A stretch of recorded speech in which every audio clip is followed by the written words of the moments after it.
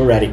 Welcome to this week's edition of Two Men in the Middle, where two men in the Midwest talk about what's going on in the news and politics and the insanity around us. I'm Brandon Kinnig. I'm Greg Ewing. Craig, let's start off with the Tuesday Ohio ballot referendum. This was much discussed, a lot of buzz heading into this as another verdict rendered on abortion. And as we saw with the Kansas referendum, there was a huge turnout. And the referendum itself basically would have set a new threshold for future ballot referendums. It's 60% for it to become law. So it wasn't a direct referendum on abortion. There is going to be a separate ballot issue upholding and protecting the right to abortion in November. But this, for all intents and purposes, was about abortion because that's why Republicans put it on the ballot. Yeah. Well, I just noticed your shirt, Brandon. What does your shirt say? Oh, it says... it's okay if you don't like history. It's kind of a smart person hobby anyway. Yeah. I like that. So yeah, I saw this online. I'm like, I'm going to have to buy that. Yeah, that's a pretty good shirt. I think it's very relevant today. First of all, talking about Ohio, I find it. Well, tell me if you agree or disagree. I find it insane that Ohio can change its constitution. The rule book with how the state is operated based on a 50 plus 1% majority. That's first off, I have some sympathy for that. I understand that has nothing to do with what the Republicans were trying to do, but maybe that provided a small bit of opening to say there is an argument with. You're telling me that 50 plus 1, we can add amendments to the Constitution in Ohio? But, I mean, historically, there's several states that have that type of provision where they have ballot referendums that for constitutional amendments. I mean, Kansas is one of those, Illinois. I mean, there's dozens of states that have that. The difference is every state has its own procedures on what qualifies. Some have thresholds, some don't. It's just 50% plus 1. Most of these referendums became part of state law during the Progressive era.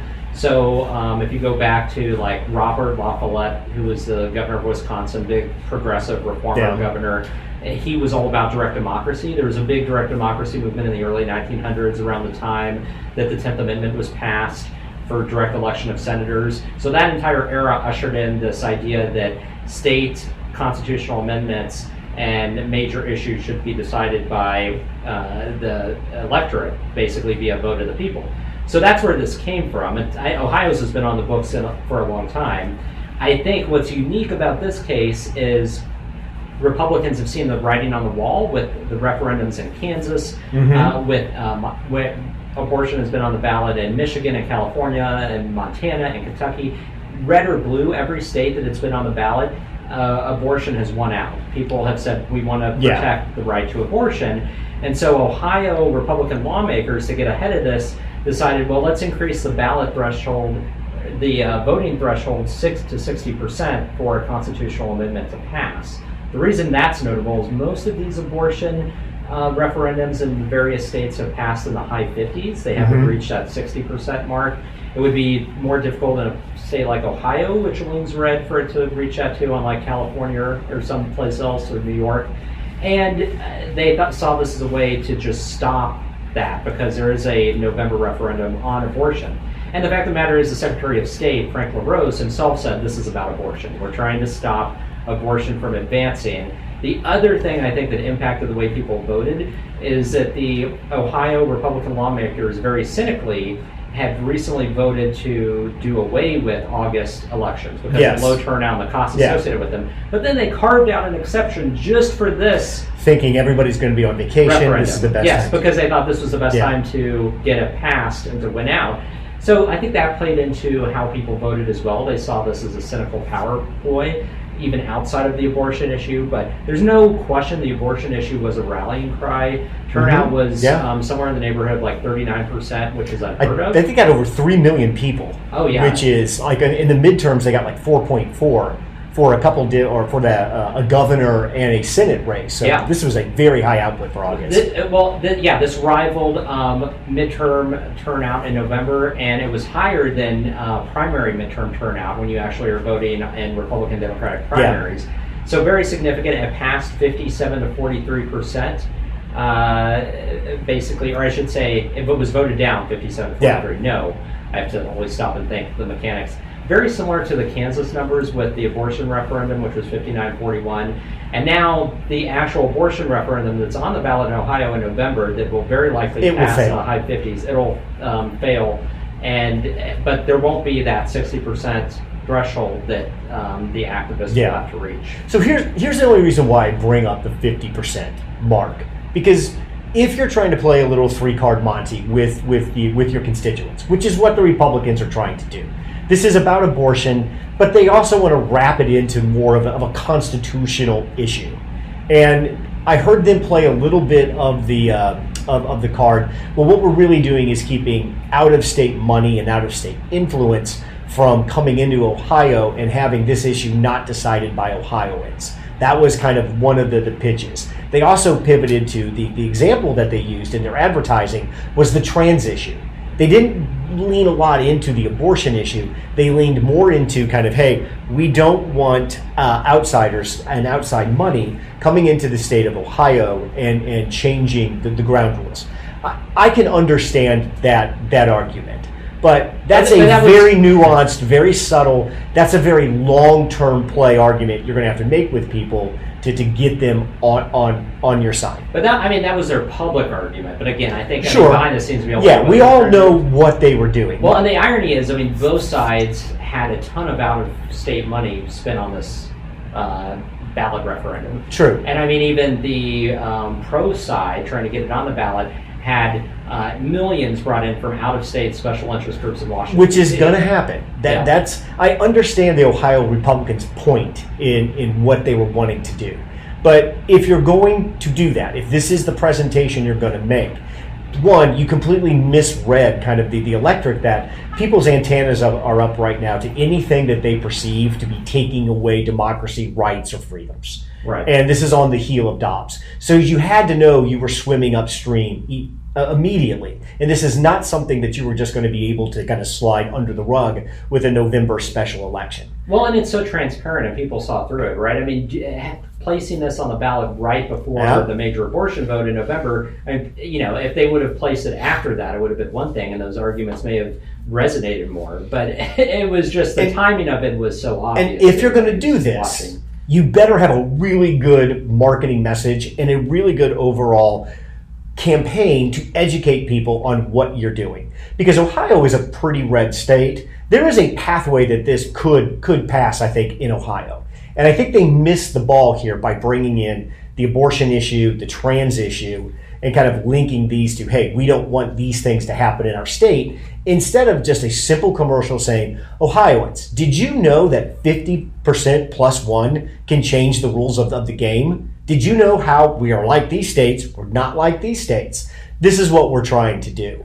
My point is that you could have centered a whole campaign around the evils of a simple majority and how a simple majority leads to problems many, many, many times. And you could have trusted that the people of Ohio could have understood that the 50 plus one leads to problems when one party's in power, leads to problem when there's another party in power. But they didn't want to do that. They didn't want to address the structural needs to why a reform like this could be a positive. Instead, they went right to culture war issues. Well, and that was the problem. There are blue states like Illinois that have a 60% requirement. And I go back to the Secretary of State, Frank LaRose, let the cat out of the bag when he said this is about abortion. And so it's hard to then pivot to any type of message when you have that type of public statement by a statewide elected official. So, I totally agree. There was a way to message this. But even that, there's a great commercial in that, 50 plus one. Do you think 50 plus one? You could see a commercial where they hold a whole pot of people and they divide them up into two groups and say, we can't decide this, and just one person walks to the other. Ohio, is that what you want? If you want to get cynical with it, hey, Ohio, do you trust your neighbors enough to be a 50 plus one state? Do you agree with the people around you in your community enough on major issues like abortion, like the trans issue, to get this to 50 plus one? And then you could go through a whole history of how that leads to problems all the time. I'm not saying that's a winning message. Right, but that's a message, What I'm saying is that would be a politically correct, legitimate message based on the attitude of the electorate regarding the abortion issue and taking rights away. Right. It's almost like they didn't recognize what the core issue for the electorate was at all and just went with, well, this is the message of the day. We're anti-abortion. We're just going to charge forward with this. And they fail to see that these culture war issues, the fact that they take them to the extreme, don't play well with electorates even in red states. Like, there is a degree too far, and that's what I think happened here. Very similar to Kansas, you saw very high turnout, very high margins for the no side in the urban areas. So, Cleveland, Cuyahoga County, Franklin County, where Columbus is, the county where Cincinnati is. So high youth turnout, high... the Ohio State, like 85% of students eligible to voted, which is insane. Yeah, that's crazy. But the other thing, too, was you had a handful of Trump red counties that actually voted no as well. Kind of like what you had in Kansas, that phenomenon. So there is that, kind of bipartisan... With the number of votes this received, lots of Republicans voted that they didn't want this. This was across the board with it that high. And so that's why I say that's a message they should take back to say, hey, this is a bridge too far. But to your point that we were talking offline, they don't seem to internalize that message. They just continue to go full speed ahead when it comes to their messaging on abortion, which is like, we need more. They didn't stop with Roe v. Wade. No. It's like, we need to take these restrictions further on a state level. We need a national abortion vote. And even though time and time again, they're served up with verdicts by voters that say that's not what we want. So I think the Republicans are completely misreading where they're at politically after Dobbs. I mean, this is obvious from the midterm elections that Dobbs didn't do them any favors. They didn't message it correctly, and they continue to struggle. And it feels like they're nowhere close to getting a message kind of that they can all agree on. Hannity last night had on Mike Huckabee, old governor from Arkansas, big pro-lifer. And even Hannity was saying, it's time to change the message, guys. This is not working. This idea that we're going for some sort of national ban on abortion, that's what the Republican Party wants. It's killing us in the states right now, and it's going to continue to hurt us in 2024. To that, Mike Huckabee just said, no, this is what we're going to do. We are pro-life. We are always pro-life. We are not moderating this stance one bit. Brandon, is there what could happen?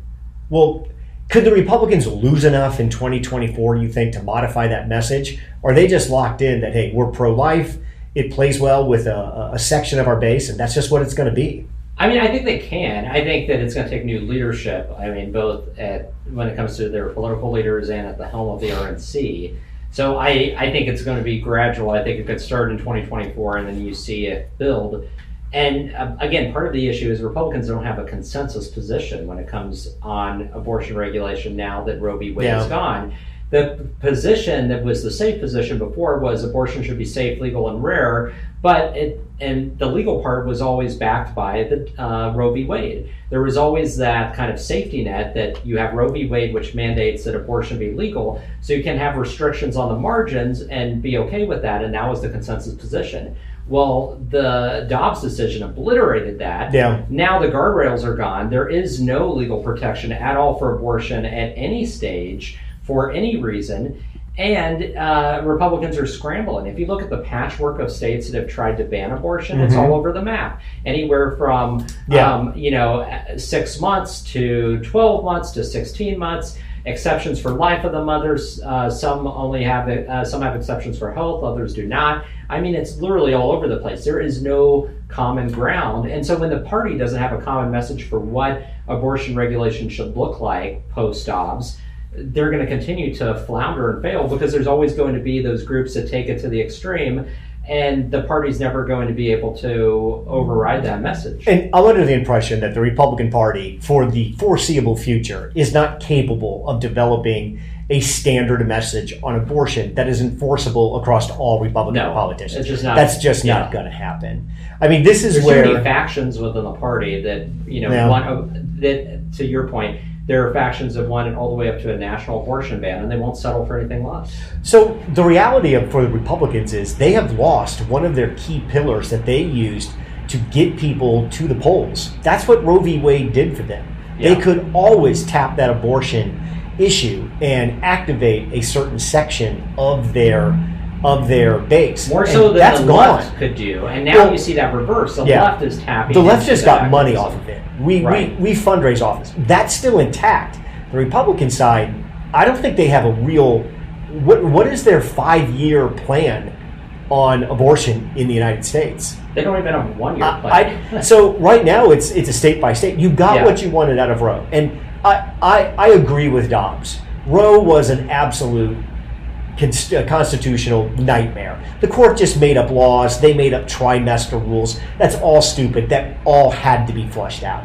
But I agree with what Roberts wanted to do. Just throw the trimester and the viability stuff out of the federal statute. Leave that to the states for them to fight about, and just codify a woman's right to have an abortion in the Constitution. Looking back, that definitely seemed like the way to go from a political perspective for Republicans. Right. When I think we both agree in 2024, abortion's going to be a problem for the Republicans again. When does it stop being one, and what do they have to do to make it stop being one, Brandon? Well, I mean, it goes back to there has to be some.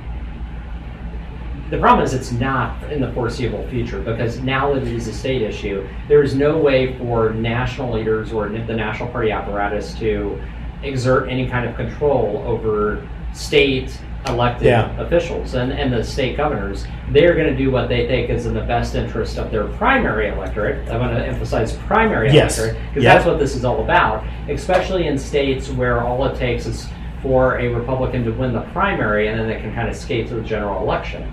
So until you see those dynamics change, until you see a change in how some of these districts are drawn, where you start to see like districts that were once unwinnable be won by Democrats, then that will start some reflection, a shift in thinking. And perhaps I think also if you see in 2024, watch some of these states where Democrats are successful in getting abortion referendums on the November ballot, like Arizona, like Florida, there may be a few other swing states. And if it impacts not only the presidential election, but the Senate races in some of those close states, that's where you're going to actually see a change in behavior, I think, around the issue. I mean, what the Republicans need right now for this issue, for what we're talking about, they need a strong central party leader to develop. And they don't have that. And there's just no way. And there's no evidence that says they want to go back to a strong party leader. They don't even do autopsies anymore to chart out. They've stopped asking questions about why they're losing. So I guess what I hear you, what we've come to on it for the foreseeable future, like the next 2 or 3 election cycles, the Republicans are just going to be all over the map on this. They're not going to get the results they want. No. And the Democrats are going to use this strategically to outperform Republicans in elections across the board. Yeah, I think, and Democrats, it's savvy for them to find any and every way to put abortion on a ballot, especially in a midterm or a presidential election, because they know now it drives turnout on their side and it leads to wins. So, it's been very advantageous for them. I'm going to take a short detour talking about party and the Republican Party, and I think both of us agree that the Republican Party is in complete disarray right now, on the verge of melting down and having to start from scratch and kind of reformulating itself. Jonah Goldberg. I like Jonah Goldberg. He's a conservative columnist. He's a conservative intellectual. He's written some great books. Suicide of the West is fantastic. He had a tweet that basically said small dollar donors are killing the Republican Party. That small dollar donors, people who said, or I think his line was, they're just vlinting their spleen with their credit card. People are just screaming into the political void $50 at a time, supporting mostly populist candidates like a Trump. Mm-hmm. And that is killing the Republican Party and killing democracy at this point. And if you really wanted to get up in arms by looking at the last 10-year, 12-year cycle we're in, small dollar donations and ordinary citizens getting involved in the political process has fueled the majority of where we're standing at today. And it's not very good. No, and I mean, Trump's rise it was a catalyst for that, because Trump relied on the small dollar donors, and that has spilled over to Trump's endorsements and people in the MAGA mold.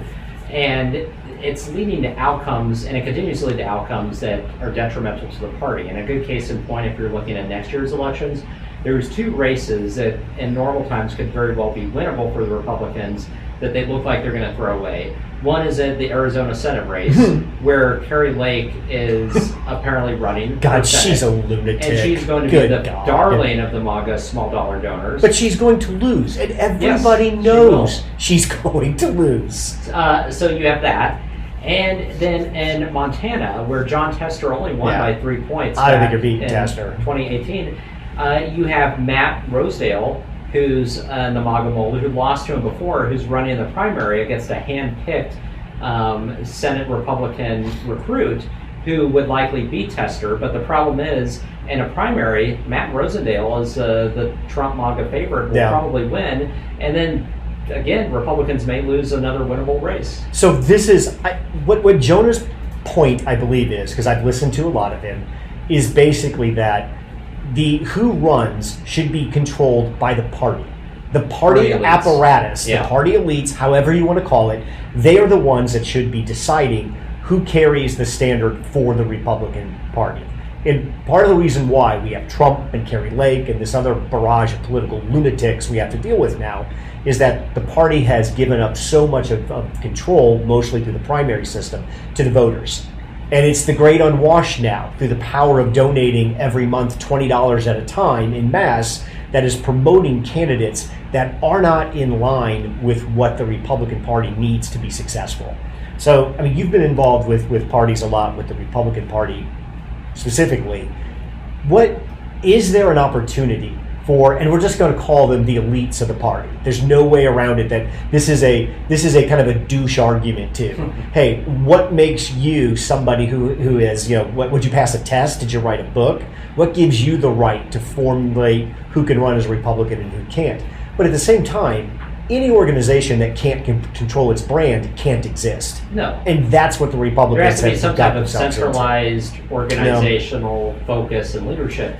But the problem is, as a general rule, what we've seen over the last 2 decades, and very much over the last 7-8 years, is that the party system has weakened. And on the Republican side, the party has weakened greatly. Yeah. And I don't know if there's a way for them to regain control, and that partially coincided with Trump just flaunting the party at every turn, and taking the money and doing his own fundraising operation. The party slavishly tried to cash in by connecting their fundraising effort with Trump's, which was the first time that was done in history.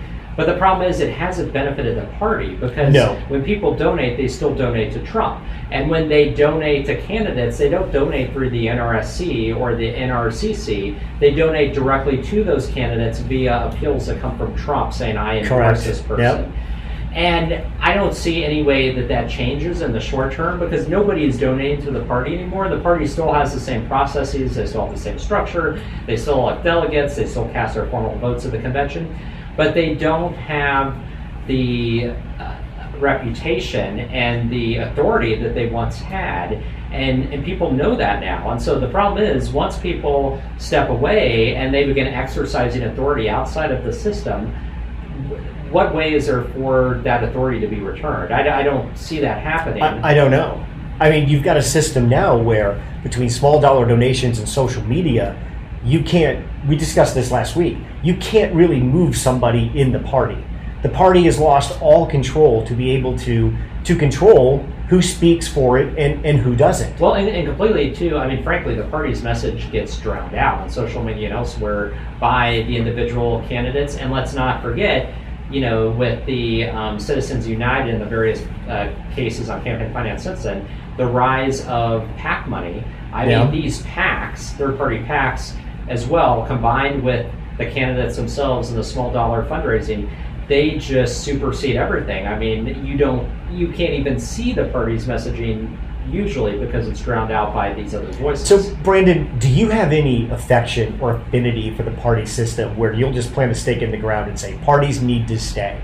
Here's what they provide. There's value to them. I can see a future in 40 or 50 years when the traditional party system, as we know it, still exists. Or are we just watching something slowly die and something else will emerge from it? Well, it is slowly dying, but I don't think what we have now is sustainable. It's basically a free-for-all. It's chaos.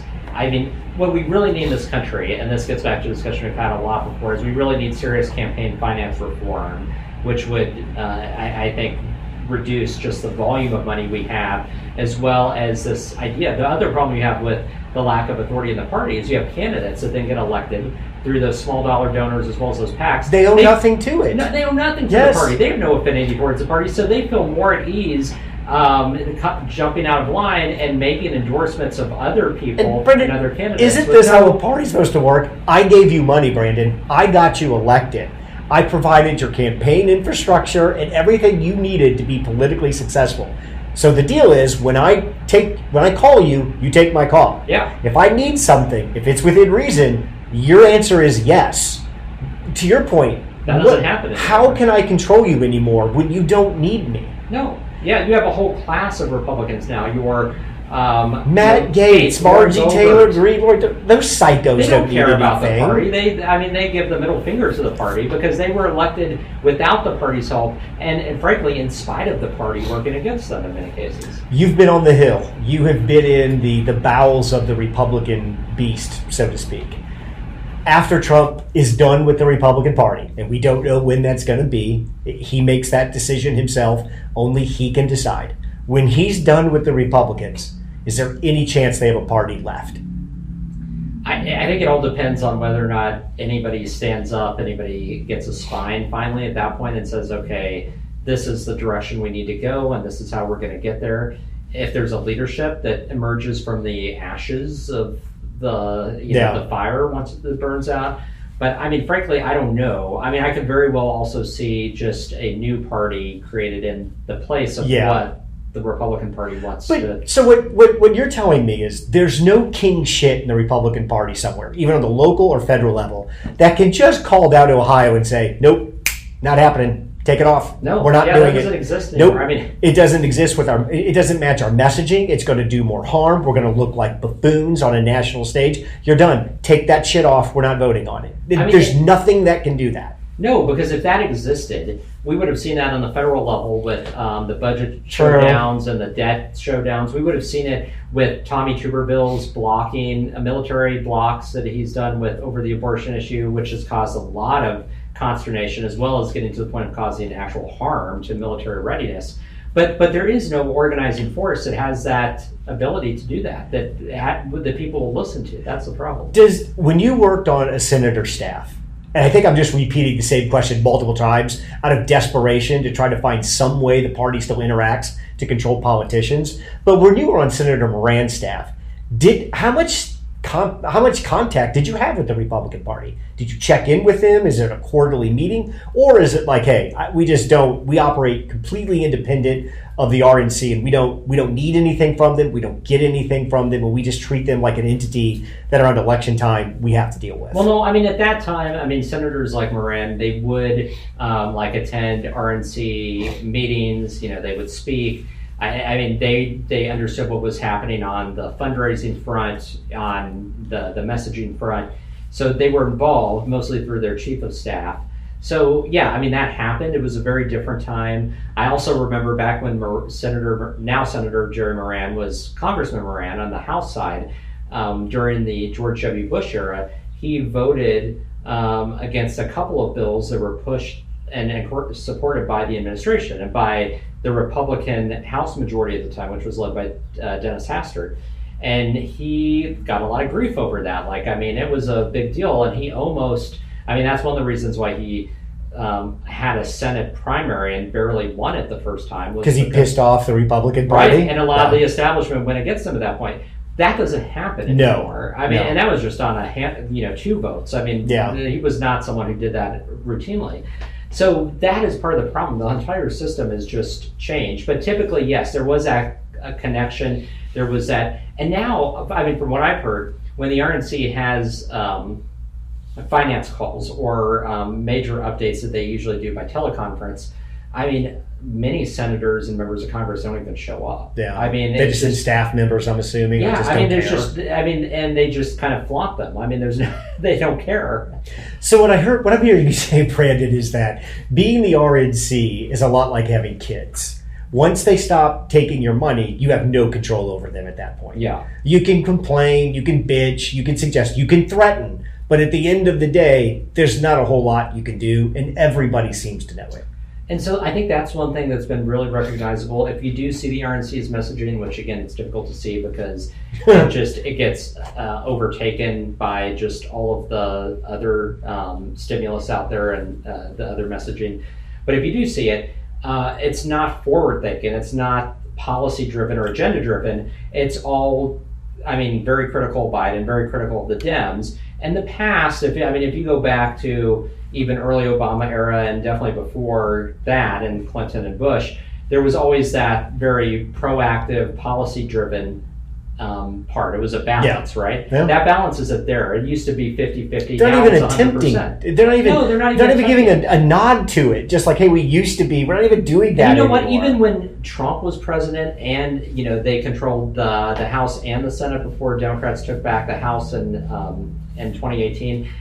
The RNC had already pivoted to that type of messaging because all of their messaging at that point was just hammering Dems. And there was a disconnect, right? Because you would read that and you're like, but the Democrats aren't even in power. Why are you talking about what you're doing when you are the ones that have the authority? But no, you're just hammering the Dems when they can't even do anything. Brandon, speaking of losing control of your children, Hunter Biden, seems like we got a special prosecutor today. Yeah, and I think this was a good move by Attorney General. I think it had to be done. And so the prosecutor who was already in charge of the case has been elevated to special counsel. It shows that, number one, the separation of power within the government, the fact that the Attorney General is acting independently, that he is not, again, this is one of the common Republican criticisms, right? That it's Biden's Justice Department, and their two-tier justice system. Well, no, actually it isn't, because, if this had been flipped, can you imagine Trump's Attorney General going after his son or Jared? He wouldn't do that. Trump would sack him. Trump did it the right way. Just bring him into the White House. Make him part of the administration. Right. Trump's a goddamn genius. Just commit crime right out in the open. You don't have to go around and hiding this. No. You don't need Hunter to be your bag man. Just do it Jared Kushner style. Right. That's the flaw. They just did some traditional old school grifting and they got caught doing it. And it was out in the open, and it was while he was president, which is why the two things are different. But no, I think it's a brilliant move by Garland because it shows the independence of the DOJ. It shows that they're taking this seriously. It takes a lot of the air out of the Republicans' argument because they are no longer going to be able to use the two-tier justice system line, and as has already been stated. They're going to be kind of hamstrung in terms of what they can use because now the DOJ is going to be gathering evidence and there's going to be a lot of evidentiary filings that are going to be inaccessible to this House committee, which has also just been toiling and stumped now for a long time. They don't have anything. Why did Garland let that committee go this far?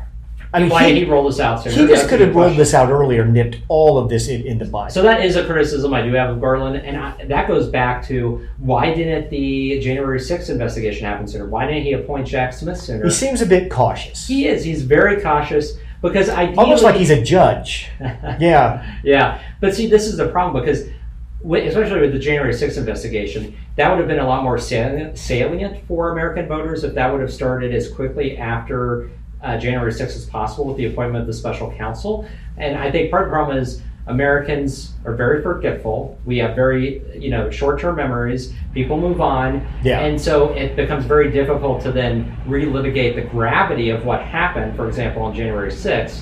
Now, I think that the January 6th committee did their best to tell that story and to fill that gap until, they basically had to hand Merrick Garland a silver platter saying, here's everything you need for prosecution. Yeah. But yeah, he's been very cautious, but cautious to a fault because I think a lot of this should have happened earlier. And I think if it had, we wouldn't be in this predicament now heading into an election year where we have everything on the line and we're going to have trials that are occurring in the middle of an election that, and with outcomes that, are going to be in doubt. The Biden admin gets major downvotes for how they've handled Hunter Biden. Number one, they shouldn't even let him be anywhere near the administration from day one, knowing that the Republicans, this is a dog with a bone, and there's meat on this. So them flaunting him around and making him basically part of the administration from day one, massive. But we should know, I mean, he doesn't serve in the administration. Doesn't matter. He's a private citizen. We're just on straight political optics and lens. Well, I agree. So I assume you're pointing to the fact that the state dinners and the things. Correct. Do that. Stop taking him overseas. Stop letting him come to state dinners. Don't give him that spotlight. Yes. Yeah. He is an ex-drug addict who's had pictures of him with prostitutes online. Hey, no judgment. I don't give a shit, but this is politics. Tell the guy to take a seat. And you're fucking 53 years old. You're not a child anymore. Sit your ass down, shut up, and get on the sideline. This is the problem, though. I think Biden has a blind spot when it comes to Hunter. Absolutely. That's the problem. Absolutely. And again, I feel for him because he only has 2 surviving children left. We're past that. Yeah. We're past all that shit worked during the election, but we've gone a little past Biden's just this old, gentle, kindly man. After Afghanistan, that myth is totally gone. He can't play on that anymore. Second, why in the hell didn't you just hang a felony on him for the gun charge? I really believe this would almost all be over if in the first attempt to charge Hunter Biden, they just said, hey, the tax shit, he paid him, everybody gets probation for that, that's a misdemeanor, that's no big deal, but the gun shit, he's going to hang with a felony. Now he's going to go through some program, there's no jail time, but he will walk around as a convicted felon. You give the Republicans the red meat that they're looking for, and you basically cost yourself nothing. Everybody knows Hunter Biden's a scumbag, and everybody knows the Biden family's grifting off their name, just like every other high-end politician. Right. Why not just a little bit of acknowledgement, a little bit, and would the world really be less of a place because Hunter Biden has a felony conviction? Really? My point being, there was a way that we could have all gotten around this. Everybody could have. That is an issue. Because everybody here is just for political gain. Everybody could have gotten the bite out of the apple that they wanted, and we all could have moved on. But instead, now we're at a special prosecutor. Which again, I think people didn't make the pivot, people my age and people that are politically aware as you are, Brandon. Ken Starr was a independent counsel. Yeah. He didn't report to anybody. Right. Ken Starr went way too far. It went way too long. That's when they said, hey, we can't have these people just running free, completely untethered from the government. How many years was Ken Starr's 4 or 5? It was crazy, yeah. It was insane. And so they're trying to bring these people kind of back under the fold underneath that with bringing them back with a report up to the Attorney General and through the DOJ. With that, you could have said, look, while the office of the president did not get in the way, there's no argument to make that Joe Biden is paying preferential treatment to his son if he's a convicted felon. This aggravates me because my team, the Dems, this was something that was fairly easy to navigate. There was a price to be paid. The only person who had to pay it was Hunter Biden, who's certainly done enough to deserve it, and we could be moving on right now. But instead, how long does the average special counsel go on? 2 years? 3 years? Yeah. I mean, Comer hates this. The Republicans hate this. Their committee now is basically over. Because if you get... The committee's at the point now where they're talking about issuing a subpoena to the President of the United States. Well, that's not going to happen. And if they want to subpoena anything else, they can just say, I can't talk to you because I got a note from the special counsel. So it effectively shuts all of that down. This is not what the Republicans wanted. The Republicans have wrung almost about everything they've gotten or they could get out of Hunter Biden. There's a little bit more there to squeeze. This takes it out of their hand. And I bet you we don't hear Hunter Biden's name again meaningfully until after the 2024 election.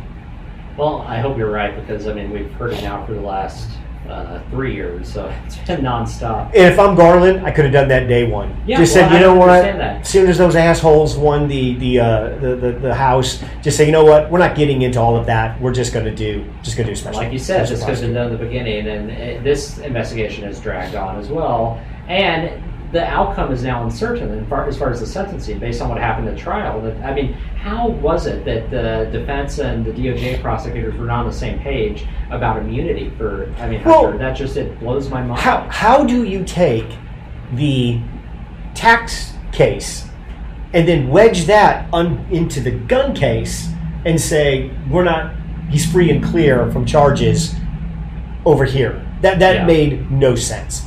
And of course, the Republicans don't like it's Weissman, the guy who's been the attorney for the government on Hunter Biden, like the past year and a half or 2 years. He will now just become the special counsel, which is something the Republicans melted down about 2 weeks ago, thinking he should have been a special counsel already. Yeah. And they already don't like that he's the special counsel. Unless the special counselor is Kerry Lake or Don Jr., Right. they're gonna cry foul. Pretty much, yeah. So, did the Republicans get everything out of Hunter Biden they wanted? I'd say pretty close. But I also think, too, they know they're reaching a time. It's time to wrap this up. The expiration date is there. But, I mean, in terms of getting what they wanted, I mean, as a political issue, I mean, yeah, I guess to a degree. But at the end of the day, I mean, I don't think voters are going to be casting their vote based on Hunter Biden at the ballot box. I think this is how this came about. I'm the head of the RNC, as I think the RNC should run. You're one of our top operatives for congressional contact. I just tell you, Brandon, Trump's going to be in the barrel from now until Election Day. We can't let that go. We can't let the news cycle be a 24-hour focus. I mean, Hunter Biden was meant to be a distraction. I need you to take this Hunter Biden thing and get as much out of it as we can. We have to show some symmetry. Every time they say our guy sucks and is a criminal, you have to point right back to theirs. We cannot let that scale get that far balanced. So it's your job to get out there and just keep whipping this shit until we've accomplished that goal. But to your point, I think they've taken this about as far as they can go. The next thing would be an impeachment, perhaps, or a subpoena of the president. Those are both going to go nowhere. Yeah. So just use it for negative press against Biden and go from there. Yeah, agree. But I will give them, and we do have to give them some credit. They have done political damage to Biden. Biden's story has shifted to, I've never talked to him, I'm pure as the driven snow, none of this ever happened, to, okay, you're the guy they call, and Hunter says, what's up, Dad, when he's got to strong-arm somebody to get what he wants. He leverages and you're not directly involved in it. There's no checks made out to you. We're all sophisticated enough to understand that. Yeah. But we also know the game of presidential politics. I guess the point where the Republicans miscalculated, or it was never in their calculation, there's just no outrage about this. This is just standard American political grifting. No, it's standard political grifting. And I do, again, I've said this before, but I do think it matters. I mean, Biden was not in office at the time. This happened when he was out of office.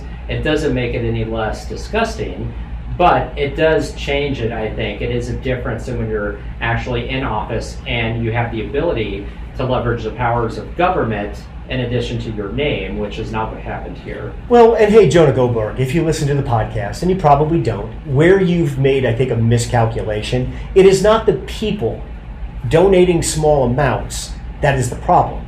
The problem is the politician, the party, the people on the other side of the coin that are whipping up this grift, that are whipping up this animosity towards another group, and are basically just stealing from these people. Well, stealing from them, yes, and grifting off of them, but I would go simplify that further. The problem is the politicians are just directly lying to their voters. They're lying to 100%. them and then benefiting from those donations from enraged voters who are fearful and enraged. And we have to remember that's the Fox News model, right? It's enrage and incite fear. Every story that comes from that network is either fear-based or it's to enrage you. And it's all attached to an individual, so you can personally see how that person got screwed and project that onto you. Right. It's never subtle. It's always, somebody did this to this person that looks like you, therefore you should be mad. Therefore they're going to come after you. Correct. It's just a 24-hour cycle. And Trump has been extremely effective at convincing his supporters that every time he is under threat of prosecution or being prosecuted, that's going to happen to them. That if they can do this to me, they can do this to you. That by coming after me, they're coming after you. I hate that line. Well, yeah, it's so ridiculous on its face, but it's apparently is powerful and it works to some degree. Yeah. Did you see Mitch McConnell getting booed in Kentucky? No. When was this? I'll send this to you. He's at the Kentucky State Fair, Great Jamboree, some shit. Okay. Something he's been to every year that he's given the same 15-minute remark to for a whole 40 years of his career. Right. And the crowd is just without mercifully chanting, retire, retire. Wow. They literally drowned him out. Now, McConnell doesn't cut his thing short. He gives the full 15 minutes, but The I'm gonna have to voters, watch this, yeah. I'll send it to you. Okay. The voters seem very, very fed up with Mitch McConnell. And this comes after his momentary stroke or whatever it was that happened. Where Whatever, he just yes, this was lost after. his cognition, train of thought, and completely stopped mid-sentence. And, that was just a couple weeks ago. So very relevant, yeah. Mitch McConnell could have retired in, he got reelected in 2022, didn't he?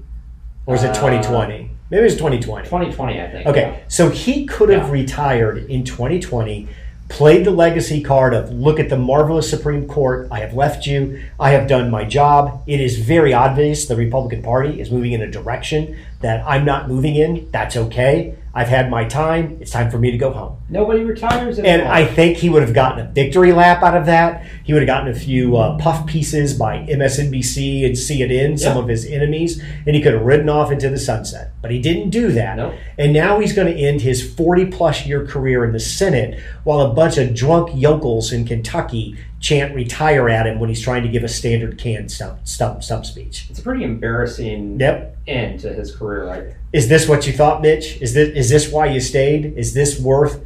I guess he just stayed for his vanity to be the longest-serving majority leader or whatever he wanted. But now you've at the point you've stayed long enough.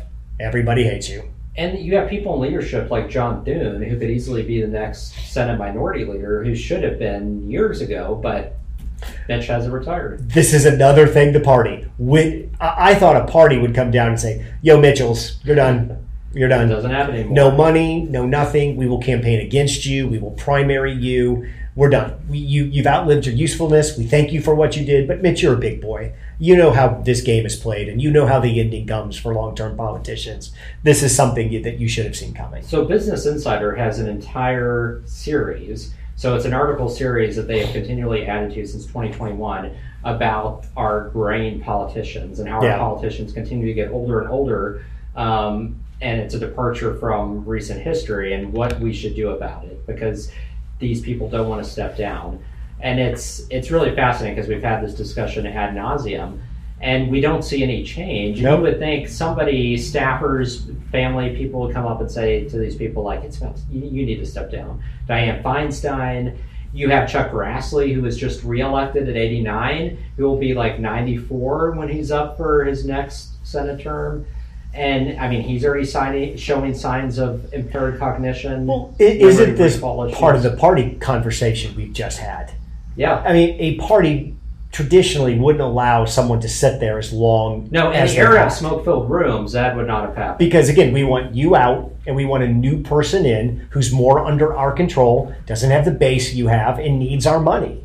Yeah. And Chuck Grassley, Dianne Feinstein are all sitting there as evidence that the party system is broke down and needs to be completely rethought. Yep. Because Feinstein, she had another fall again at home. I think she had a hospital visit.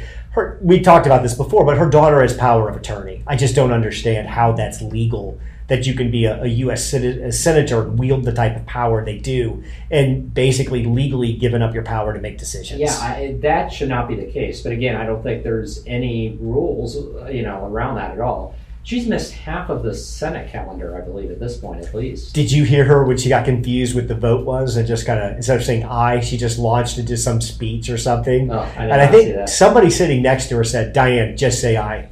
And she just went, aye. Well, look at how many instances of where she can't even recognize her colleagues. I mean, she forgets her name. She forgets why she's there. I mean, there's been cases where a reporter that's been caught on audio has directly asked her something, and she's like at a loss to even answer it. She's completely confused, and then he gets ushered away, or one of her staffers comes up and like stops the interview.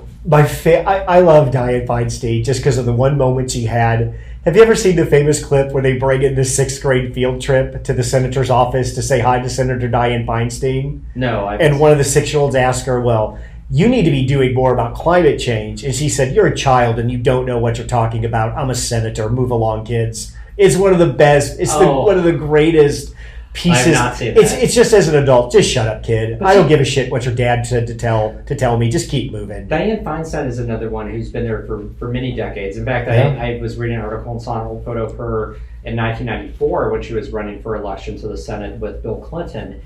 And she's had a storied career. And as far as California Democrats go, she's on what could probably be considered the more moderate side for California Democrats compared to her colleagues like Boxer and Harris.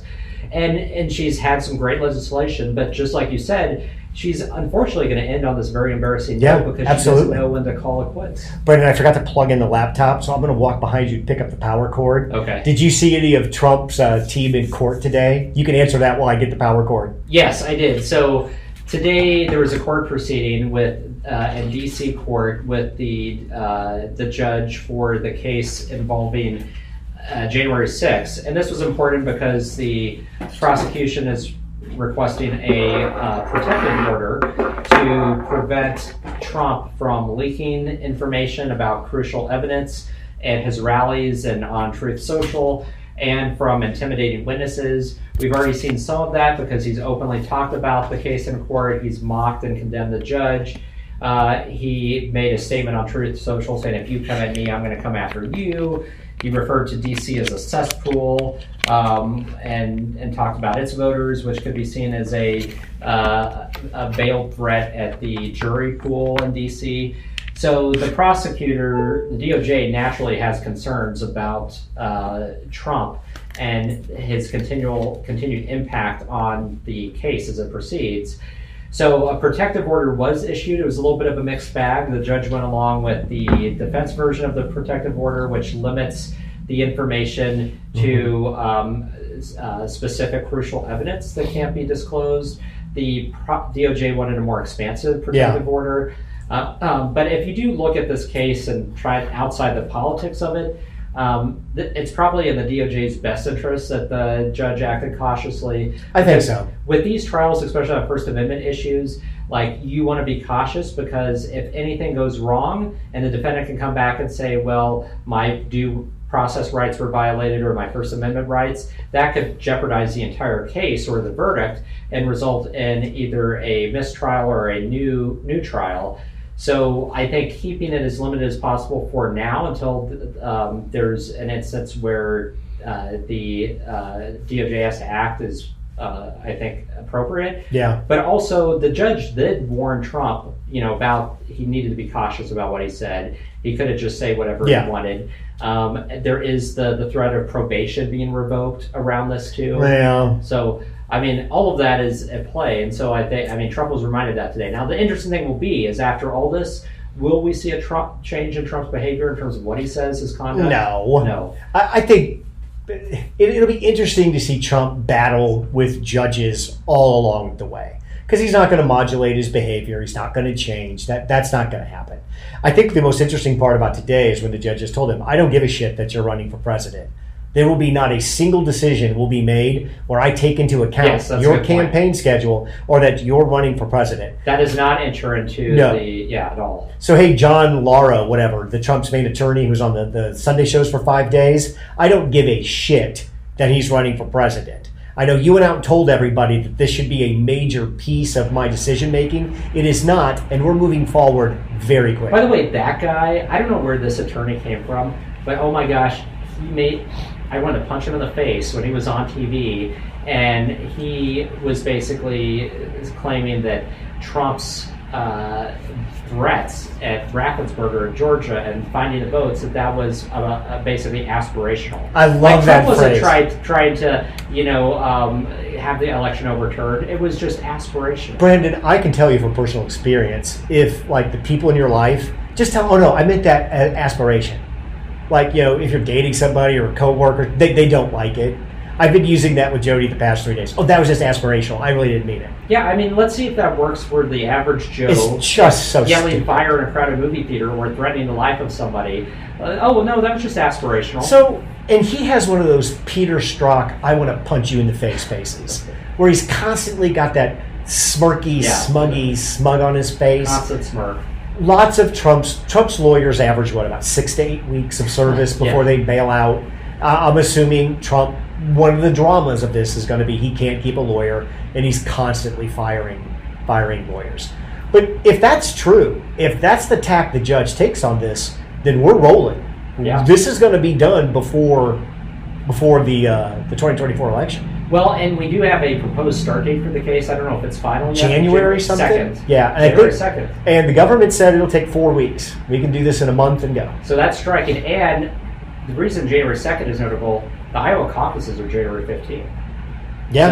So you're going to have this case go right through Iowa. God, have you seen DeSantis trying to just look like a normal human being in Iowa? I saw a few clips, yeah. It's just, he's just so unnatural. It would almost be better if he started every event by saying, hey guys, I just want you to know, I'm not very good at this. This is going to be a problem for me. I'm going to do my best, but just stick with me the here. The whole, getting along with people thing? So, yeah. Brandon, he's not good with people. We both worked at a company that sold software together. And I was a sales engineer. And I was involved with training the new salespeople. And we always tried to teach them the technique when you're talking about software. Even if it has the perception of being complicated or technical, one of the big ways to connect with people is dumb yourself down. How does this work? How do you use this? I'm not really sure how this happens. Can you tell me about how it happens here? DeSantis would be well served to dumb himself down. I don't think he can do that. It's not in his DNA. It goes against his character and who he is. But if he could pull that off, show up and start asking some questions, look comfortable talking to somebody from time to time. DeSantis is just proving over and over again. He's just doesn't have it. No, I sent you, what was it? I sent you a poll. Yeah. And now I can't remember. That shows him in New Hampshire in the third, I believe. Right, is it Vivek? It's Vivek and Chris Christie. Oh, that's right. Chris Christie is now ahead, according to this New Hampshire poll. Yeah, he continues to be in free fall in all of these polls. He's not gaining ground. He fired his campaign manager last week, which is comical, which I get. That's the only thing you can do. But that's not going to change his weaknesses, which he hasn't been able to affect or account for. But yeah, it's frustrating to watch. And again, it goes back to somebody like that. Like, if you really can't build rapport with people, you don't have those interpersonal skills, you should not be running for president. I'm sorry. That is what you're doing 24/7 on the campaign trail. And if you can't do that, you probably should not be serving an elected office. Well, and Chris Christie and I can't think of anybody else who'd actually. Well, Chris Christie's going to be the big one. They get on that debate stage in 2 weeks. See him get ripped. He's a stand-in for Trump. Yeah, because Trump's not going to be there. If you're sitting there with 17%, which is the leader on the stage, they are all going to pivot. They're all going to pounce and practice whacking Trump by whacking DeSantis. Yeah. And he's just not. I don't think he's got the political skill to navigate that or to be able to flip that into something that would make him look good. I expect to see on that debate stage a lot more DeSantis moments like the one that occurred with Charlie Crist, where he just wouldn't answer the question. Yeah. He was just awkwardly, shifting his eyes around, looking like he is going to be, bamboozled and just caught flat-footed, I think, by some of these candidates. And because again, he's been insulated. He really doesn't have to respond to audiences. He's banning reporters in Iowa already. He's kicking reporters in Iowa out of his press conferences or his little meetup places. Well, and he's had, some of these rallies he's had in Iowa, he's had 5-6 people only show up. It's been very low turnout too. I understand a presidential candidate's frustration in spending this much time in Iowa. I am applying to be the commander-in-chief of the largest military this world has ever seen. And I'm talking to 6 dudes. I'm talking to 6 dudes who made a fucking sculpture out of butter at the Iowa State Fair that I have to act interested in. That's got to be just to be able to do both, to be able to be the commander-in-chief and talk to those 4 pig farmers in Iowa about the butter statue. It's a hard skill. It's very rare that somebody can do that and do it well. And DeSantis just doesn't have. But I always go back to, he has struggled to connect with donors. He has been at lavish fundraising dinners with donors who want to give him, millions of dollars. And some of these donors have come away from that saying, oh my gosh, he's awful. He's awkward. He seems disinterested. Yeah. I can't stand that guy. So if you can't show interest and somehow fake it with a donor who wants to give you millions of dollars, how are you going to do it with a farmer in Iowa or just the odd people you get that are part of the party activists? And he has people now following him around with a bullhorn shouting Ron the fascist and shit. This has just gone all horribly wrong for Ron. This has been another bad week for him. He's done nothing to pull himself kind of out of the tailspin that he's in, and everybody else is just he's losing holding time, right? I mean, the problem is he was the front runner. Well, I should say, proposed front runner to take out Trump in the very beginning, and we know that people that tend to rise that fast and quickly typically don't hold. They tend to lose their momentum as time goes on. That's why we don't have they have a president nominee and Scott Walker. Yeah. I mean, you can go on, throughout the list. Well, if we were advising Chris Christie, I would just say more. Just lean into being a fat dickhead. Just keep kicking him in the nuts again. Well, and what I like it about Christie has nothing to lose, right? I mean, yes. He knows his chances are slim. He doesn't care. He's not in office right now. Like, he doesn't, give anything. So it's gratifying to see that, because so many of the other candidates have been overly cautious. They don't want to go after Trump. They don't want to go after just, they're trying to, play it safe. But playing it safe, you're not going to get ahead. And that's why none of them have been able to. If I'm Chris Christie's campaign manager, I tell him the line I need you to work into every single one of appearances is, I'm running for president. What are they running for? Oh, you need to go over and over again. You're the only person up there actually running for president. Period. That they appear to be running for VP, correct. Cabinet positions. All of these people have some other agenda, including Ron. Yeah. I'm the only person here who's running for president. I would remind people of that over and over and over again. Tim Scott is not running for president. He's not. No. Nikki Haley asked Trump's permission to run. She is not running for president. Right. Asa Hutchinson is not running for president. Vivek Ramaswamy is not running for president. I'm it. I am here. I think Christie has a real chance to maybe pick up some early surprising showings. I don't know if win is maybe too far to say, but I have a little bit more positivity about Chris Christie's candidacy than I had last week. I do too. I think if there were to be a dark horse emerge, it might be with Christie. And I feel like voters may give him a second look, and he may resonate with some segments because he does have that I don't give a F attitude. So, if he's on stage, if I'm Haley Scott, I need to make the fat guy yell. That's my whole thing. I need Chris Christie to insult me. Because, again, I've called Chris Christie fat. I'm not body shaming him. I'm part of the chubby crowd, too. It is what it is.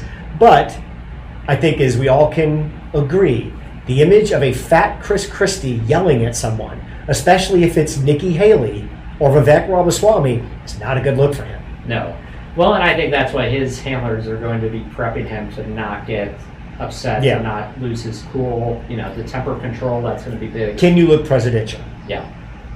Brandon, let's talk about some non-news stories. I have to admit, the brawl at the Alabama boat dock, I have watched every video on that, and I've been all in on going down that rabbit hole. Have you watched any of these videos? Oh yeah, I've watched I think the same video like probably dozens of times now. So that went viral, and it's a good kind of non-political story to just show, I think, these crazy things that are get caught on camera now. We didn't have everybody with phones 20 years ago to catch these things on camera. Now we do.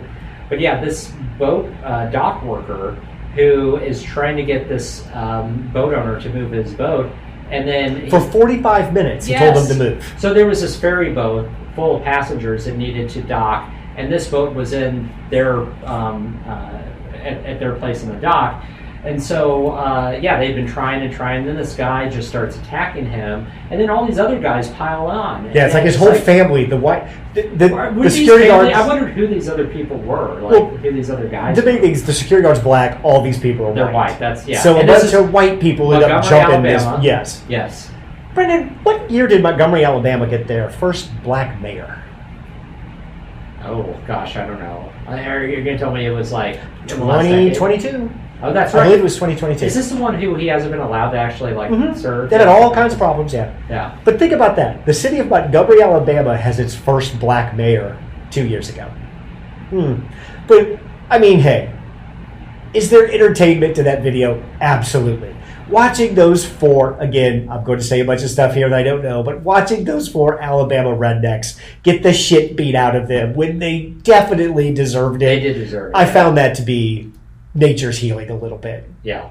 Now, you shouldn't be hitting women on the ground with chairs. We could probably all agree that was a little bit over the top. But the kid who jumped in the water and swam over the dock and then beat the hell out of people when he got there, I found that to be very entertaining. It absolutely was, yeah. At the same time, violence is never the answer. Don't be hitting other people. Just try not to be a dick in public. White people, I mean, just move the boat. The problem with those people, too, is, or the problem they didn't see coming, Vassar's Convenient Mart on Dallas Street is the business they own. That business is going out of business very quickly. Oh, I didn't realize that. Oh, so yeah. Okay. These people make a living serving the public, and they decided it would be a great idea to block this dock for 45 minutes while they were apparently shouting at it and flipping it off, and then getting into a fight with the security guard when it was done. These people are the classic. They fucked around. They are definitely now going to find out. Yeah. 4 of them have been charged. So they're also going to face some misdemeanor charges out of that fight. Play stupid games, too. win stupid prizes. God. That was stupid, but I will admit there was some entertainment value to that I really enjoyed. There was, yeah. I definitely watched that more than a few times. When the one guy pushes the black security guard and he takes his hat off and throws it up in the air like it's the bat signal. Right. And then you just see these black dudes running down to the dock. You're like, oh, those white people, they are in a bad state right now. Yeah. Oh, well. Let's end with a little science adventure type stuff. About a week ago, maybe early in the week, I started seeing on TikTok and on Twitter things about this new element called LK99. And the picture they show is like a little piece of metal like hovering over another little piece of metal. So LK99 basically is the first rumored superconductor that operates at room temperature. Now, what does that mean? I'm not a scientist, but I can Google. Basically, what it means is it's a material that can conduct electricity without creating heat or losing voltage, wattage, amperage, whatever, of the electricity. So what does that mean in practical purposes? Think about a battery that would charge immediately in your car, in your Tesla, and last 6 months. That's what this means. Think about solving. It will never be a problem on this planet for any human ever to have fresh water. Because what keeps us from desalting the oceans is how much power it takes. This is done. Any power of fresh water source of energy is gone. Oil companies in 10 years probably are a thing of the past. Yeah. This is a scientific holy grail.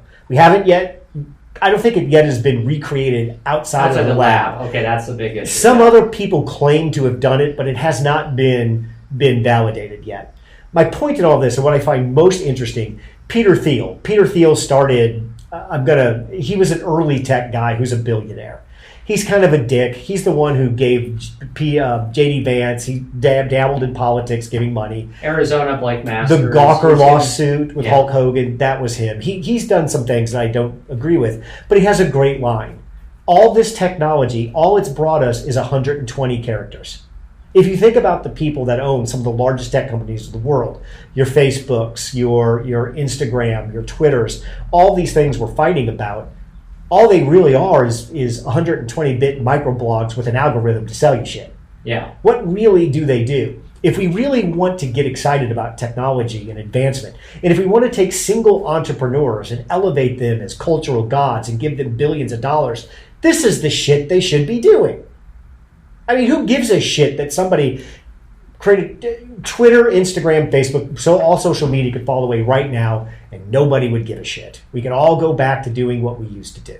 Why is it, or where is it, or who are the people that are actually working in the material sciences that can actually bring about the Star Trek generation? Right. This is what this is. Yeah, a lot of the money, as you say, gets funneled into platforms that are just redundant or augmenting existing technology. Do we need another CRM system? No.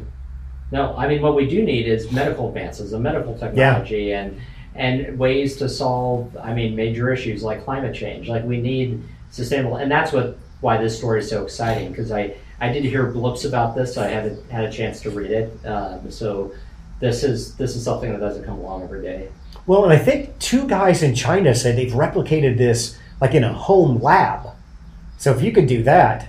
Oh yeah, then it should be scalable, I would think. Exxon will assassinate all of the scientists, take the patents for their own, and they'll own it just like they do all the oil stuff. I did see, I wanted to kind of in the vein of like technology, there was an AI story, which is another example of like fiction becoming real life.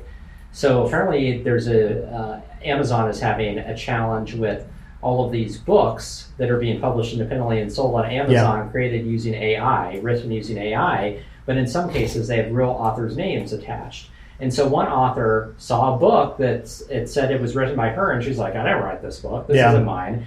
Contacted Amazon. She is suing them now. Amazon is scrambling to find and remove these books that are written using AI but have real authors' names attached to them. When those authors did not get permission, did not write the book, did not say their name could be, ascribed to that. So just, again, a fascinating, another aspect of the AI challenge, that we face, along with many. Well, this element, if it's true, this is what pushes AI up several levels. Because right now, the main limiting factor with computing power is heat generated by electricity to microchips. Yeah. If that goes away, everything's a supercomputer. I think they have a supercomputer right now. You have to cool it to minus whatever and all this shit. If all of that goes away, this is the avenue to Star Trek. What I'm saying is, could we stop giving a fuck about two morons who are going to have a fight now at the Colosseum in Rome? Did you see that? Wait, has there been date set for that? No. Oh.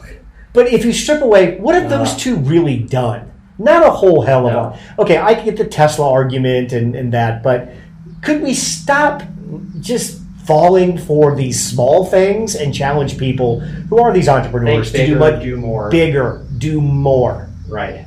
I think that's our hour. Thanks, Brandon. Thanks, Craig. Thanks for listening to 2 Men in the Middle. Make sure to give us a 5-star review wherever you get your podcasts. Check out our website at 2meninthemiddle.com. Drop us an email at 2meninthemiddle@gmail.com or tweet at us at 2 Men in the Middle. We'll see you next week.